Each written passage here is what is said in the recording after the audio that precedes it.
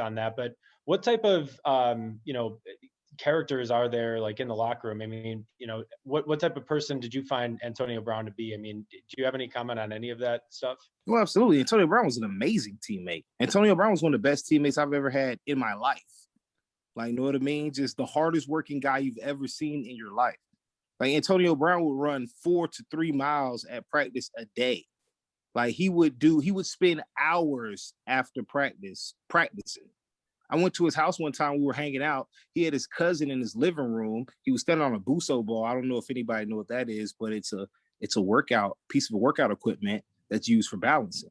Well, obviously, Antonio Brown lived in a very expensive home. The front room was pretty large. He would have his cousin standing on one side of the living room, and he would be shooting a jugs machine through his living room while AB was standing on a Buso ball with a helmet on, catching balls. Like, all the man did was work hard. He's the hardest working individual I've ever met in my life.